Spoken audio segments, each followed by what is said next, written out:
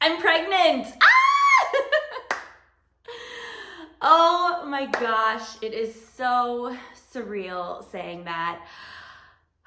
My husband and I are absolutely over the moon. I am 5 weeks exactly today on November 15th, I think it is. And to be honest, being able to say I'm pregnant is totally surreal because I didn't know if that was going to be something that I was ever going to be able to say in my life.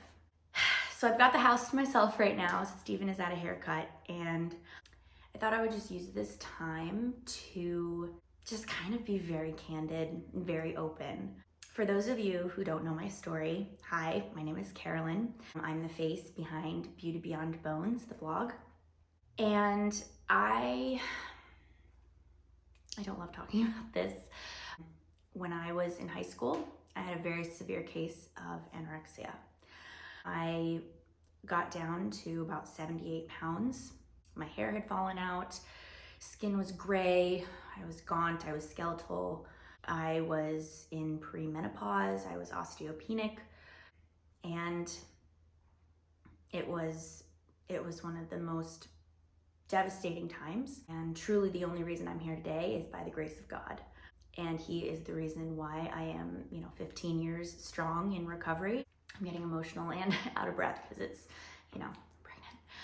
The thing about my eating disorder is that it came on right at the cusp of puberty. I was maybe 15 and a half or 16. Couple that with ulcerative colitis, which I was simultaneously, I was diagnosed with that first. And it was the combination of a perfect storm. But long story short, I never menstruated.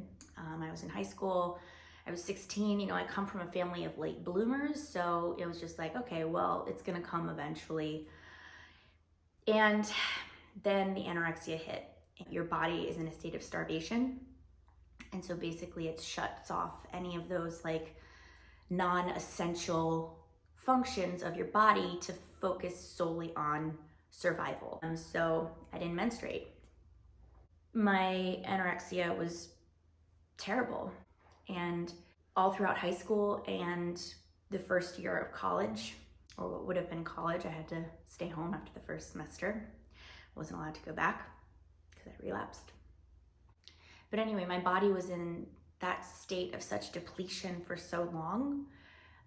Even after I recovered, I still didn't get my period back.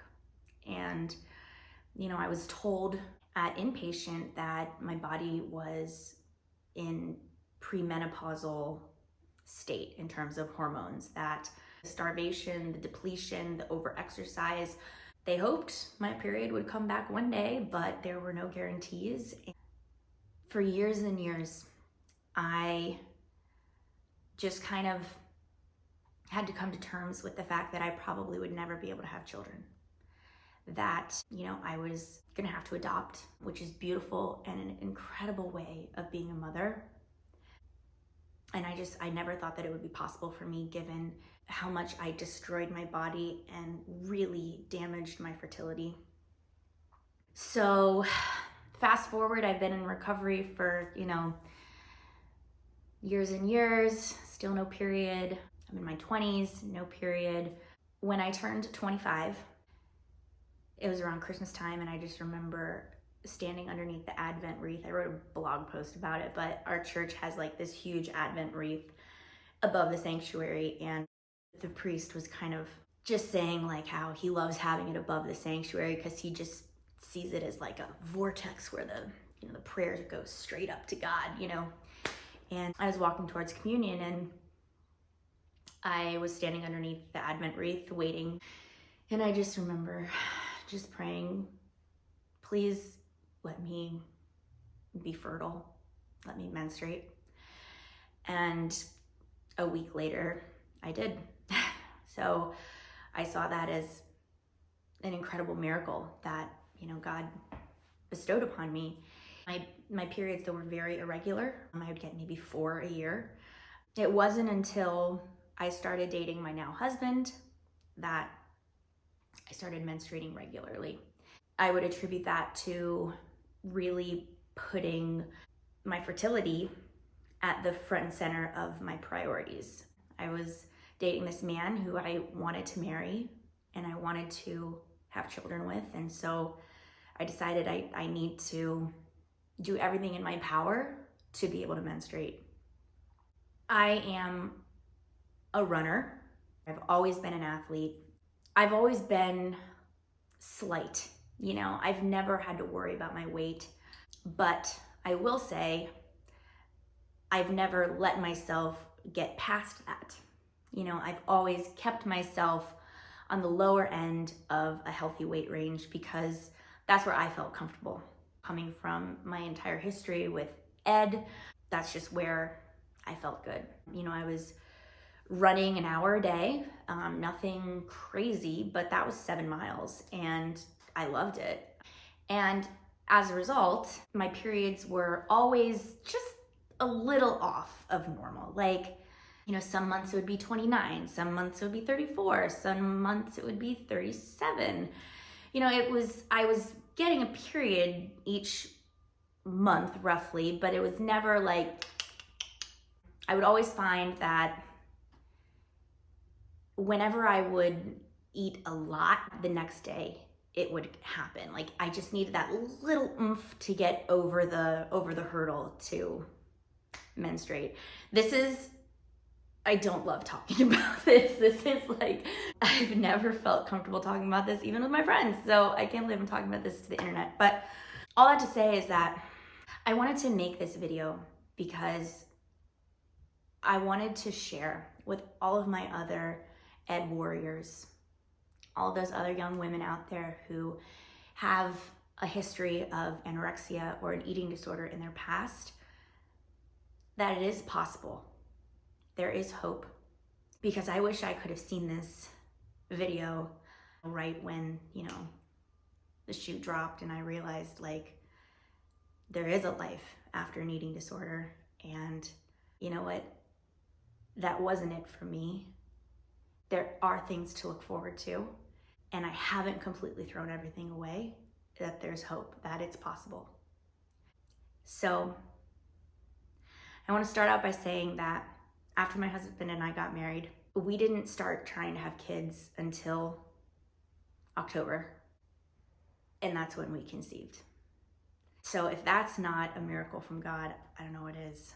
I wanted to just be real and share some of the things that I did, you know, given all of my post life with anorexia, share kind of my mindset throughout the whole thing and how this came to be. So last month, October, my husband and I had been married for 4 months. And I know that's really soon after you get married, but I'm 35. My husband is turning 39 next month. And so, you know, we just didn't want to waste any more time. We wanted to start a family. And so we decided last month that we were going to try. So a combination of natural family planning and the Flow period tracker app, I had a pretty good idea of when my body was going to ovulate. Steven was on a business trip in New York during that week. So I decided to come with him. Yeah, that really happened. So I flew to New York with Steven during his business trip because that was when I was gonna be ovulating and we wanted to get pregnant. So going back to the fact that I'm a runner and have, you know, I'm on the lower end of normal, I have known that I'm gonna need to gain weight to have a kid, to conceive, and for my fertility to really be at its most optimal. So I would say September, I started taking prenatal vitamins, and pretty much as soon as we got back from the honeymoon, I've just been like trying to eat more fat, more protein, more calories. And I think I've actually probably put on around 10 pounds since the wedding, which I'm fine with. And to be honest, it kind of messes with my head a little bit, like my recovery head, because all the literature I read, it says like, you know, you're really not supposed to gain weight during the first trimester, and then it's supposed to be only like, you know, 25 pounds for a healthy pregnancy. And that just, I have to kind of just let all of that go because I know that my body is different. You know, I needed to gain weight in order to get pregnant, and I'm committed to doing that. Disclaimer, I don't weigh myself. I haven't since inpatient. That's just something I've thrown away, all the scales. So I can't tell you exactly the number, but I definitely think I've put on probably around 10 pounds since the honeymoon. So I've been actively trying to kind of prep my body to sustain life for the last couple months. And in addition to taking the prenatals and all that stuff, and also raspberries, my sister-in-law, she told me, she said when she was pregnant, she ate a pint of raspberries a day because her doctor told her that that was really good for fertility. So I've been keeping the raspberry business afloat here recently. But okay, New York. So I fly to New York with Steven, and I'm able to do some work from home from there. I was able to send in a few auditions, but honestly, my sole focus that trip was eating, sleeping, and drinking water. Like, I was just eating so much because kind of bouncing back to that, thought about, I need to get over the hurdles some months to really menstruate. I just was like, okay, I'm gonna just go all in. This is the week. I mean, when I say I ate till it hurt, it's not exactly true, but like I was eating until I was uncomfortable, which I wouldn't recommend. But I really wanted to make sure that I was gonna ovulate.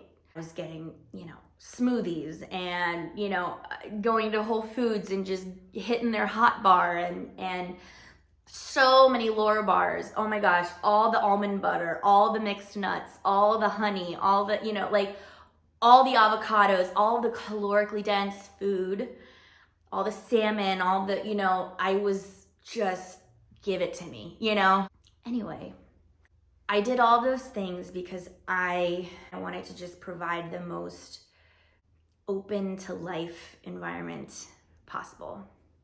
And I also should have said at the beginning is that I have been very prayerful through all of this. I've been truly just keeping Christ in my forefront and just completely surrendering not only my body, but the whole situation, my desire for a child, my longing for Steven and I to be parents.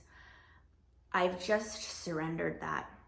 And I've just kind of adopted the radical trust that got me through, that period at inpatient when I had to put on 45 pounds. It is in your hands, Lord. I can't do this on my own. Like, just your will be done. Okay, so we get back from New York. We got back on a Friday, and then it was Halloween. And then it was Mass on Sunday. And I just remember just having this feeling that something was different. And I actually looked over to Steven while we were sitting in the pew, and I nudged him and I said, I think we conceived. I don't know what it was, but I just had this overwhelming feeling that I'm a mom. I don't know. It sounds crazy to say. That Mass, Steven was being a Eucharistic minister, and they needed someone else, and I'm a Eucharistic minister as well. But I've never served other than our wedding at that church. And so they came up to me before Mass started, and they were like, hey, Carolyn, can you serve today with Steven? And I said, sure. I just had this feeling of like, how cool is this that like the first thing that Steven and I are doing as parents is we are serving the Lord as Eucharistic ministers at Mass that day together. I don't know, that sounds totally crazy, but that is truly what I thought. Anyway, so now we are in what they call the 2-week wait. I didn't realize when we started this pregnancy journey. By the way, I watched all the YouTube videos, all of the everything, all the articles, which is partially why I'm making this video, because I was watching videos like this and I found them really helpful and comforting. So maybe this will for you too. But I didn't realize that the egg is only like alive for 24 to 36, maybe 48 hours. Like the window for the sperm to enter the egg is like max 48 hours. And so it's truly like a timing game, because you don't know when exactly it's released. Basically, after that ovulation window, it's like the rest of the month is you're infertile. So they call that the 2-week wait of you've ovulated, the chance for a sperm to have entered the egg is up, and now you wait 2 weeks until you get your period to see if you've missed your period and if you're pregnant. So yeah, it was life as normal, running, all those things. The first symptom that I kind of was like, this is weird, is that my chest was larger. Sorry, there's no other way to say it, but that happened. And my sense of smell was like, whoa, crazy a lot. We had our tests all lined up. We were getting ready to take them. Clear Blue, you can take 6 days before your missed period. So we were like counting down the days until 6 days prior. And I took a test that morning and it was positive. I was absolutely shaking. I wake up really early in the morning. I wake up around 6. Let's go tell Steven.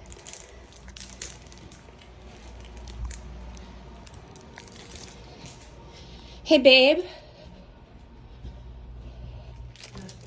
Mom. Hi. I have something I want to give you. Baby. What? Look underneath. Look underneath.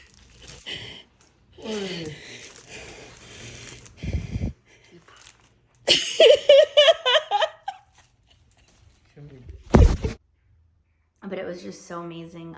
At that moment, I became a mom and Steven became a dad. And everything changes, you know? It's like no longer are you making decisions just based on you, you know? It's like, I want to drink water all day because I want to hydrate the baby. I ate meat.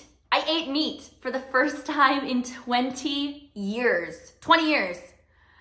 I'm a pescatarian who is on the Specific Carbohydrate Diet for my ulcerative colitis. I ate grass-fed organic ground beef 93.7. I put it in like a homemade tomato sauce that I made, and I had it over spaghetti squash. So it was kind of like spaghetti, but honestly, it was really good. Out of you. It tastes like my childhood, actually. Really? Yeah. Like, I've always eaten everything growing up. It wasn't until like that just crappy season where I starved myself almost to death. So I'm gonna be incorporating that into my diet once, maybe twice a week. Anyway, also during that 2-week wait, I was getting a lot more like, not acne, but I had 2 zits pop up, which I get 1 a year. And during that 2-week wait, I had like one here, I got another one there, same exact spot. One here, yeah, so I had 3 zits and I was like, this is unusual. Yeah, so anyway, I am now, my baby has a heartbeat. It's the size of an orange seed. Yeah, so now let's just get to just regular old pregnancy stuff. So I've been drinking a ton of water. I've been drinking like 6 of these a day because apparently the nutrients that you eat, the way they're transported to the baby is through water. So I've been drinking that nonstop. Steven surprised me yesterday with this cutest pregnancy journal. This is not our ultrasound. It is just beautiful, this book. It's got like the discovery, the doctor visits, the first trimester, like it just has all of these, and then like places for you to put pictures and like write all of your things. So I'm really excited about that. We told my parents the very next day, which is like typically not what you're supposed to do. Good. And this is just something super little. We saw this Super at small. Target Tiny. when we were getting the Christmas lights yesterday. Yeah, we don't have any need for 360 feet of lights. Yeah. Oh, we were so surprised. This is really sweet of you to do. In orange. Oh. Oh, for Oh. Zoe. For Is Zoe. it for Zoe? Yes. Or is it for... Is it for Zoe? Or is it for your, I don't know. What do you think that is? well, it's a Bengals jersey for a little one. Yeah, is there something else maybe, Steven, you want to go in that drawer? Which one here? Yeah. Where is it?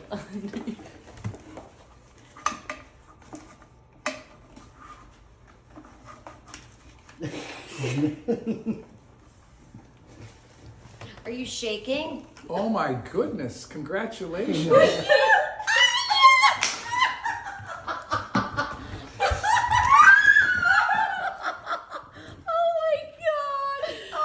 Well, it's a good thing you weren't eating anything or drinking anything that could even theoretically interfere with Nope. it. Oh my god! That's so exciting! we're kind of, we're not playing by the rules. We're telling you guys super early, but It's 4 we weeks. figure we need all the prayers we can get. So. Well, Yes, we we are- pray for you guys that every single is- night. Another symptom that I had that was a little bit scary was, so obviously I found out 6 days before I had my period. I was supposed to have my period. Maybe like the third day, like 3 days later, this was still before my period was supposed to come. I had a little bit of brown spotting, but only for like the morning and only like a drop. But I was very scared. Obviously, you don't ever want to see that. You don't want to see a color, you don't want to see anything resembling blood. And that was actually when it implanted into the side of my uterine wall. And that is very common because it always happens a few days before your period is supposed to start. And that just means that it has successfully traveled through the fallopian tube and is implanting into the side of the uterine wall, and that causes a little blood. And so that's what that is. So that was totally normal. I had a little bit of a metallic taste in my mouth the other day, which wasn't fun, but I've just been eating nonstop. I've just been trying to consume, not like in an unhealthy way, but just like, instead of half of an avocado, I'm having a whole avocado. Instead of having 1 tablespoon of peanut butter or almond butter, I'm having 2. I'm just trying to sustain everything. So anyway, this is such a special time. We are just truly flying on cloud 9. I can't believe that I've got a child in my belly. It's just the best feeling in the world, and I'm so grateful to God.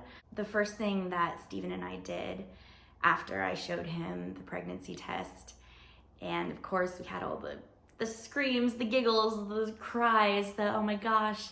After about 5 minutes of that, the first thing that we did was we prayed together and we just thanked God, because truly it's a miracle. I was writing a blog post the other night, and in it I used the phrase, talking about my eating disorder, about how, I nearly destroyed the body that God entrusted me with through the eating disorder. And I was writing that out, and I just realized this is my chance to make it right. God has entrusted me with another body to take care of, and I'm gonna do that.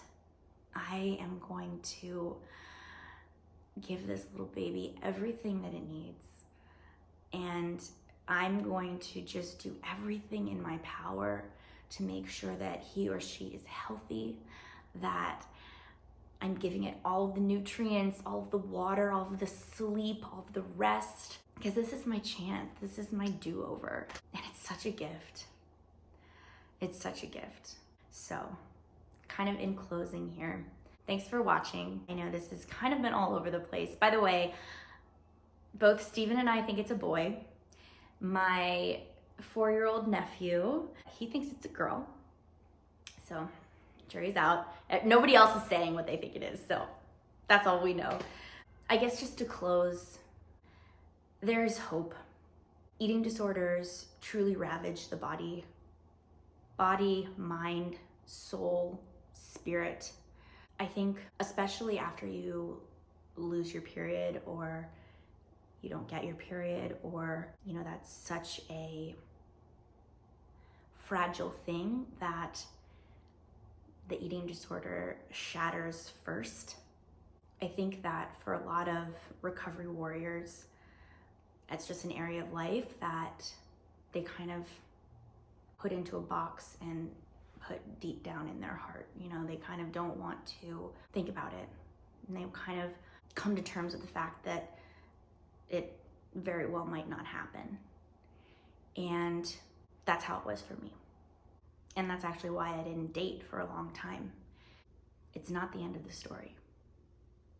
The eating disorder has not robbed you of everything. And in fact, it has made you a stronger woman or man for having overcome it. You now recognize and realize the sanctity of life, how valuable life is. After almost having thrown mine away, I now, every single day, wake up and realize I'm alive. Today is ahead of me. I'm loved by God. I'm forgiven by God. I appreciate the relationships in my life. I'm so grateful for my husband. He is the best thing that's ever happened to me. He has taught me and really solidified the fact that I am worthy of love. So, this is not exactly your typical first trimester video. Pray for me, pray for us. I'll pray for you. Thank you for watching. Please like and subscribe. I guess that's what they say. Thanks for watching. Bye.